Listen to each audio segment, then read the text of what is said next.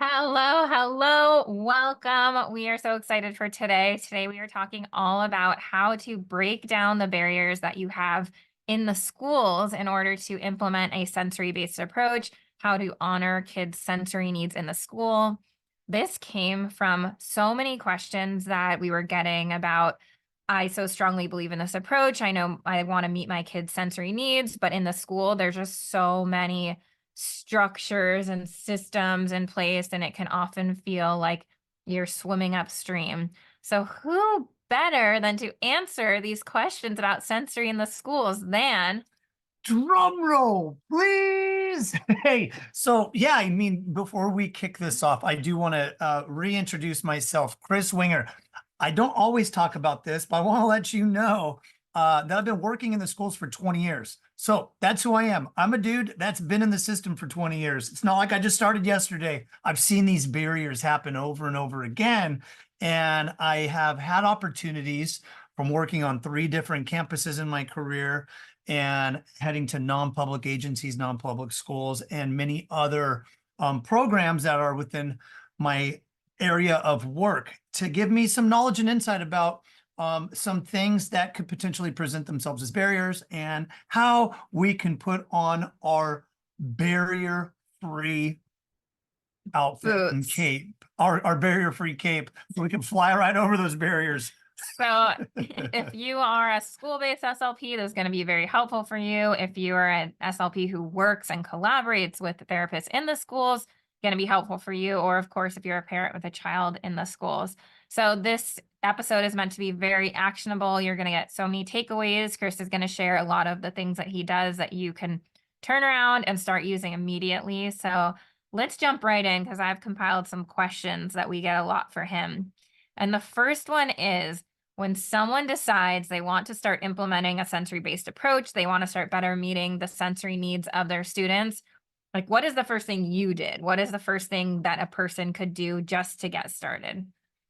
As with anything, I think that the most important thing is to come into the situation understanding that not everybody else has that information that you do. So the very first and foremost thing that I think should happen is you guide others with education, with training, the staff member, the staff members, the IEP team, and you really will become effective at that when you can guide and help train others about what are sensory differences? How can we support our neurodivergent students? How can we help create a system, an environment that's sensory friendly to help meet the students' needs?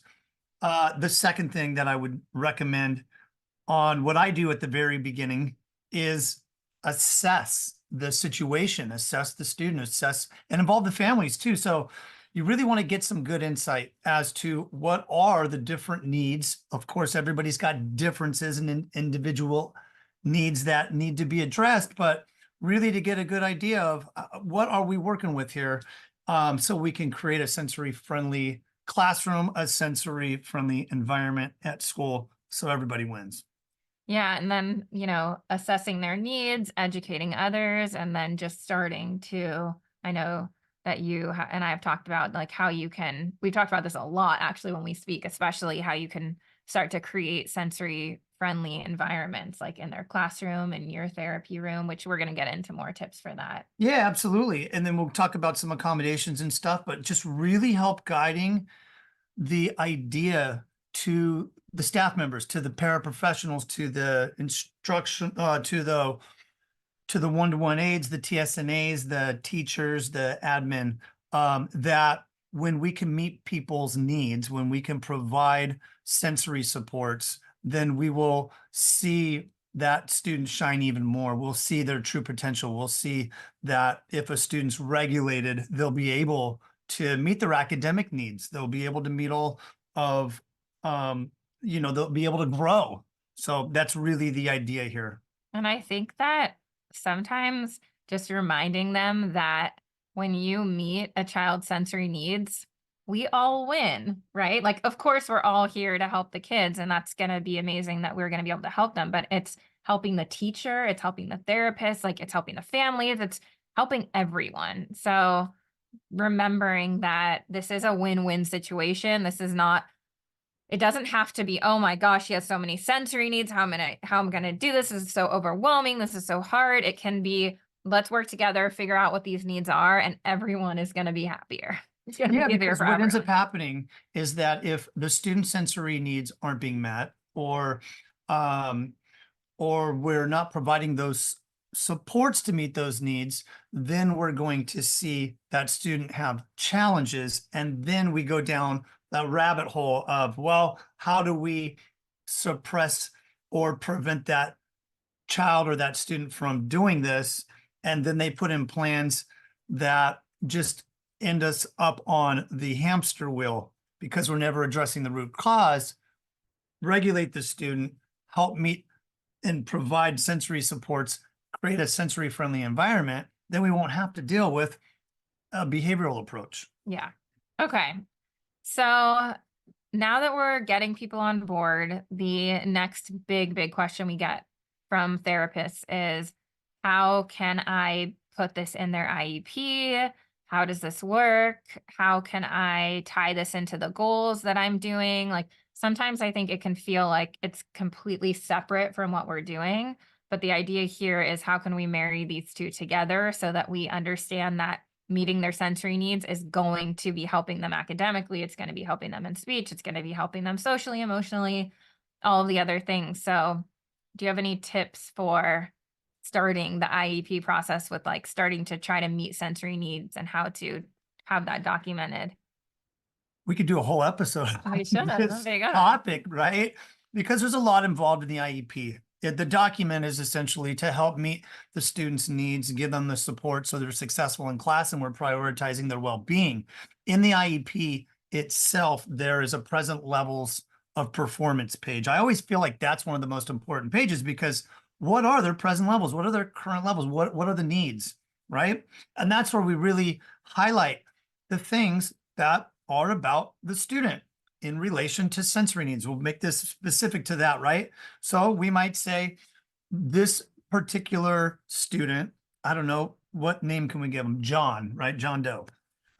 So Johnny does well when provided sensory breaks, movement breaks. Johnny tends to get dysregulated if there's constant noise, if there's really bright lights, if the teacher is always wearing cologne or perfume. Like, we just really map it out of what are the sensory differences, what are the sensory needs for the student, because that document will really paint a picture for everybody to say, oh, well, this was good information to know. Now I know how to create a sensory friendly environment. So that's one way to do it. Following the present levels. Once you have that information, that's what drives the IEP goals and the accommodations and services, right? So if you have accurate present levels, then we can create solid IEP goals. So for example, on that one with Johnny, who might have sensory sensitivities to bright lights and loud sounds, the goal then can be something where Johnny will strengthen his self-advocacy goals by requesting that he use his noise canceling headphones during group instruction, or Johnny will improve his self-advocacy skills by asking if he can go to the library when there's a rally. Things like that, right? Does that, hopefully that makes sense. So we're building those IEP goals to meet the needs. And that's what Johnny wants too, because Johnny wants to be able to go to class and feel regulated and get Johnny's needs met. The other thing too is the accommodations page. We'll talk about that in a little bit, but really the accommodations page can also really help guide the staff members and the teachers and the paras of, okay, what are the accommodations that we need? So really pick like just a couple. It doesn't have to be 100 different accommodations because that's going to be overwhelming. But like, what are the biggest ones? Like, what are the two biggest ones that Johnny needs to be successful that'll meet his sensory needs so he can perform well in class, do well academically, and thrive? Okay, so coming in as a non-school based SLP, I know there's lots of different accommodations, which I think we'll do an entire show on what those could be. But in terms of sensory accommodations, that could be things like a movement break. noise canceling headphones. So, Yeah, it can okay. be a variety of things, maybe using the elastic band for fidgeting at the desk that can wrap around the leg, being able to use fidgets at the desk when within reason, or it could be a lot of things. But yeah, So that's where like the accommodations can come from. choosing 3 to 5 or something main accommodations that you know are the most helpful. Yeah, I think just from my own personal experience, I feel like it's more effective to get the biggest ones that could be dysregulating and then have those included rather than having 50 IEP goals and $100 accommodations, because that can be overwhelming for everybody, right? Mhm. If like Johnny can't tell you all of his IEP goals or accommodations, then we're not doing that student justice. We want to be able to have the needs met without overwhelming everybody. So that way it's effective, right? It becomes ineffective if we just have a mound full of if we have a Yeah. 500-page IEP. And what he just slipped in there was a nice little golden nugget, which is making sure the kids know what their accommodations are. Right. Yeah. And if they So, don't, then that's a key element to what we talked about yeah. earlier, which is education, which then becomes awareness, which then becomes acceptance, which then becomes confidence and self-esteem, which then becomes self-advocating for those needs. So yeah, I mean, awareness is huge. Okay, that's good stuff. So now we're going to jump into a little bit more of the collaboration piece. And, as we know, it can be hard to get people on board sometimes with this approach. So we're going to hit a little bit of collaboration, then we're going to go into some more tactical. Here's what you can actually do in your session. So that's what's coming up. Okay, so first, let's talk about how to, like, what are your best methods for collaborating with teachers and parents? Because I think that that's one of the biggest benefits to being a school-based SLP is you get to be on this team of so many people, whereas clinic SLPs, sometimes it can feel lonely. Sometimes it can be really hard to set up these meetings. You're actually in there talking to people every day. Yeah, gosh, my brain is going down two different roads on this one. So I guess I'll address them both. So when it comes to collaborating, how do I do it? And what's effective for me? Again, two separate roads. The first road I'm going to go down with is if an individual or a staff member or somebody has a question, my line of communication is open. I let parents know all the time too. If there's ever a need, or if you feel like something outside of school can be beneficial inside of school, just feel free to call me, feel free to email me, and then I will contact the case carrier or I'll work with the teachers and we'll try to get something balanced so that way we can help meet that need. So my line of communication on collaboration is really effective through email. I use an extension on Google. Now I know this isn't a technology episode, but I use something called Loom, Loom. People love that. If you've ever emailed me and you've had a question or just in general, I like video, and it's an easy way for me to give a visual. So basically what it is it can screen record or it can record myself to where I can just discuss what's happening in the class. I can send a Loom video to a teacher to do a quick tutorial. It might take a minute or two. And then I can reuse that as well for future teachers. So it becomes really helpful in that way of collaborating.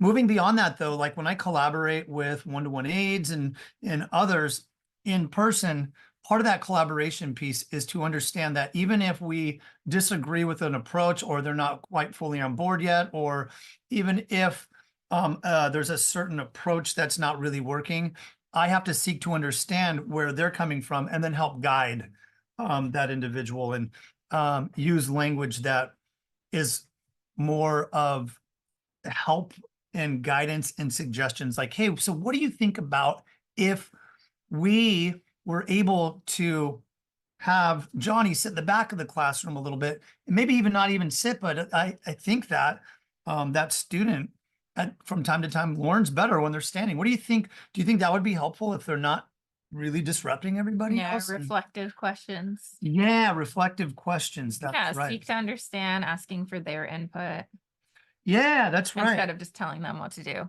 Exactly. We've talked about this a lot on past episodes. So I think it's episode, I want to say 4. One of the first ones was about teams. So if you want to hear more about that, And I jump feel over like there. this stuff is great that goes beyond the schools. It's just like this, just like things you want to do in a relationship too. It's like, all right, uh, we might disagree on this. Let's use some reflective questioning. Like, well, what do you think if we were to do it like this? You know what I mean? So all of these things we talk about are actually healthy things to do in Yeah, relationships too. So not anyway, this me, is our relationship 101 counseling segment. not me questioning our entire relationship and every conversation. Okay, so in schools, you are doing, most therapists are doing both push into the classroom where they're going into the classroom, and oftentimes that is with a group. And oftentimes then they also have their sessions in their own therapy rooms, which so many school-based SLPs have rooms that are notoriously small, which you're the exception because you have an entire gigantic classroom.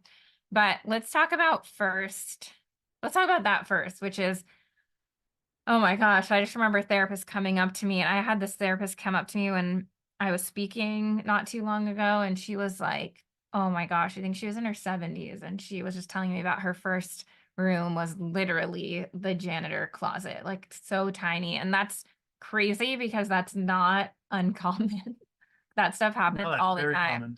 So you give some of your best tips, I'll give some of mine, but tips for therapists who don't have a ton of space. Or or do you want me to go first? I was just thinking when you said that, I was just thinking like, again, back to the moving away from schools. Like, what do you do when you are, which we did actually, when you're living in a small environment? We have, the 4 boys at home, and we live in a very tiny environment. So we reduce clutter as much as possible, and we stick to the 80-20 principle of like, you know, 20% of the things we own, we use 80% of the time. And that's kind of how it is in therapy, right? Like your favorite Mhm. therapy games and activities and sensory tools, you're using 80% of the time. So try to reduce clutter, minimize, and make things portable and easy to store away. Put things on the wall, Velcro type things, to where you're trying to free up some space and not make it seem overwhelming. I know this is a really good strategy too, even at home when there are too many toys in a room, then it creates decision fatigue. And the child's like, I got too many toys. I'm going to become dysregulated just because of all these toys, right? There's research behind that. It's the same in the therapy office. So I just really think that just having a couple items and trying to maximize the space by minimizing the items in the room are a really effective approach Yeah, to so doing that. And then again, the sensory friendly stuff that we talk about, reduced lighting, having a lamp, having a lava lamp, having some cool little, like I have a little moon ball that changes colors when you tap it, and I got it for like 25 bucks on Amazon. It's got a remote. The kids love that, and it creates a very calming environment. Sometimes we'll put on white noise type sound, or I'll play things on Spotify like lo-fi hip hop, which is really popular amongst our students, with a really chill, relaxing vibe. So we have a an environment where the noise and the sounds are really meeting our kids' needs. yeah, so definitely thinking about the environment, how to modify different aspects of the environment to better support their needs. Along the lines of things you can store in portable. It's actually really cool now. Like you can even get mini trampolines that fold. That used to not exist. They exist now, which is awesome. Tunnels that collapse. So a lot of our sensory equipment can collapse, be stored, trade out one of the seats in the rooms for a yoga ball, and then there you go. You've got a yoga ball instead of a chair. But the other thing that I just wanted to add, and therapists who have taken my course have heard me say this so many times, but to me, sensory is not just what you do, it's how you do it. And I think it's such a myth that you need this huge space or you need this gym to honor or accommodate a child's sensory needs. There's so many ways that you can do that. And um, just the presence that you bring to the session, the energy you bring to a session can either be dysregulating for a child or it can be regulating for them, right? So there's just so many things that we want to think about when we go into a session of what does this child need right now? You know, are they seeming overstimulated? How can I make this environment more calming? How can I have more of a calming presence with this child versus, oh, this child seems a little down, drowsy today, low level of alertness. What can we do to really amp them up? Let's have them bounce on the yoga ball instead of the chair for a little bit. I'm going to bring more enthusiasm and energy. So, sensory is not just what you do, how you do it.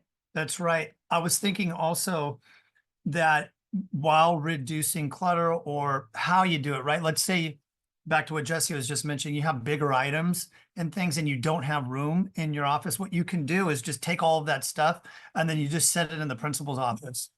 And then that way you're reducing clutter. So when they contact you and they say, hey, what are you doing? You can say, well, I was just making sure I was creating an environment in my office that meets my students' sensory needs. Yeah. And when they say, well, that doesn't meet my sensory needs, then you can say, well, you should have thought about that before you put me in the bathroom behind the nurse's office to do therapy. I don't know where you were Okay. going, but I knew it was That's- somewhere in that That's the route. road I road. went. Yeah. Anyway, So, okay, let's talk about now opposite. Let's talk about pushing into classrooms and and we can kind of combine these, which is pushing in and group therapy. Another huge question I get is like when kids have different sensory needs, but they're in the same group or same classroom. So I know like you've given so many ideas we've talked about over the years of how you've been able to implement sensory in the classroom, which you did also during the pandemic virtually a lot, which was really fun. But what are some of your best tips for either like push into a classroom, groups, stuff like that? yeah, I always go back to that, the first concept with even working with families and parents.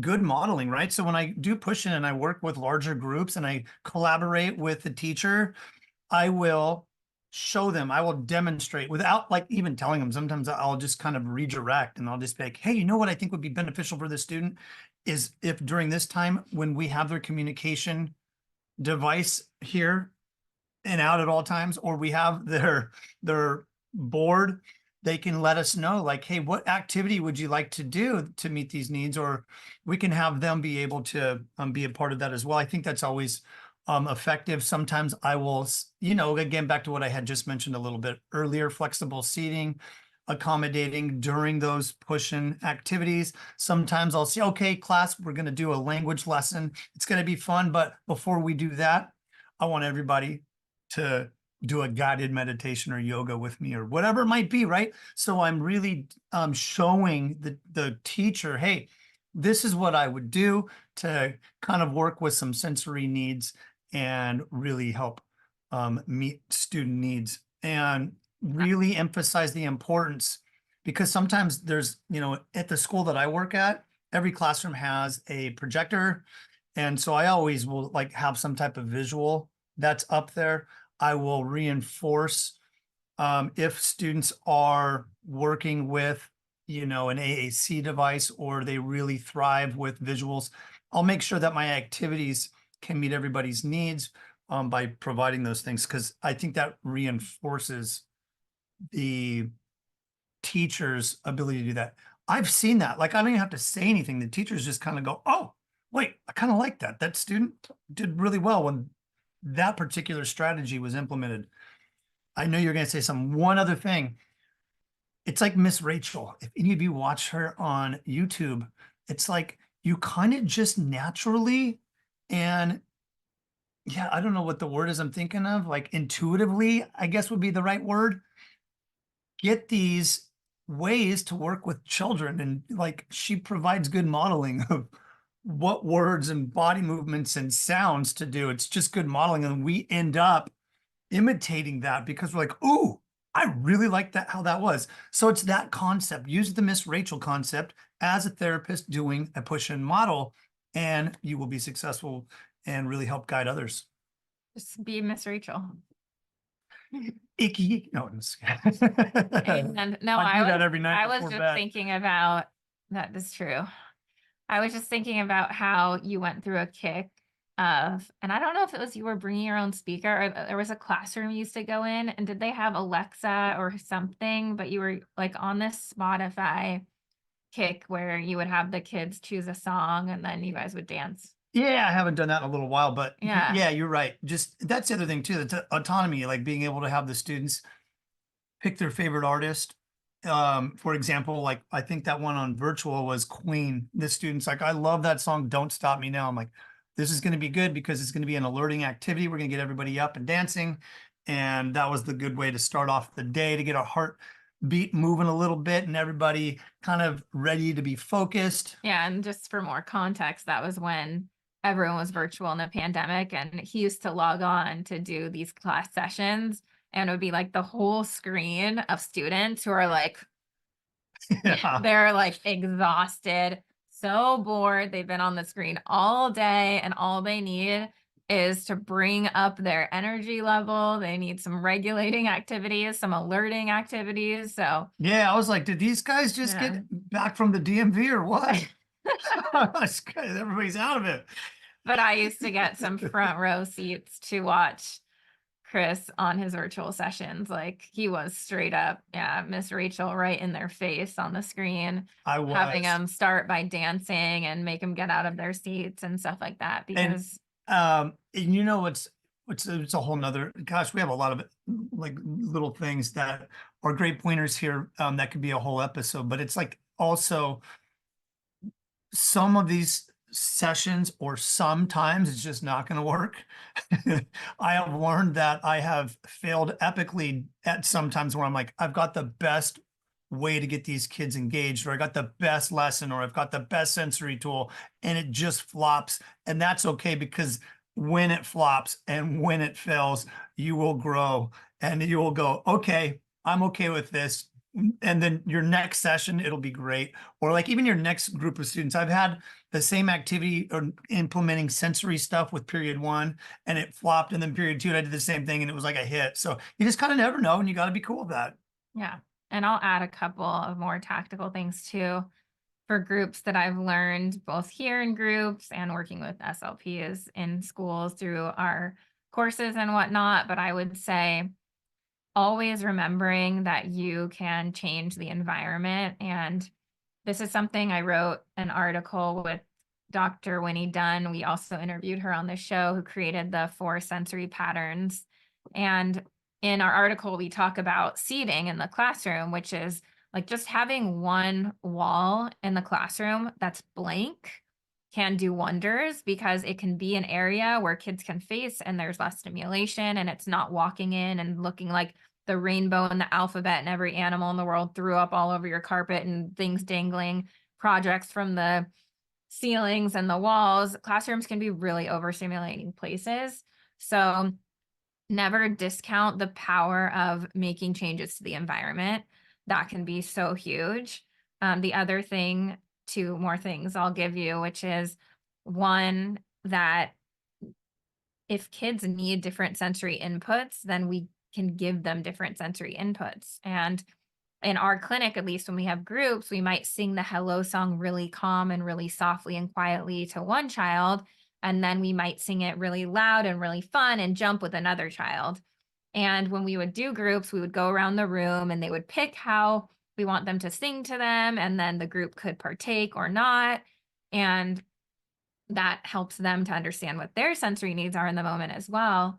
And then the last thing is just going back to, modeling acceptance of our differences, which is never forcing kids to participate in something, always honoring the need. If you feel like they're just too overstimulated to be there and it would be better for them to go take a walk around the classroom or the school, depending on the age of the kids you're working with, then just modeling that we all have different needs and that's okay. And it's not supposed to be a one size fits all and everyone is different. And the more you talk about yourself and your own needs, the more you're going to allow that child space to feel like it's okay to talk about their own needs and what is helpful for them and not. So I'll add that. So. Yeah, absolutely. I think those are great pointers.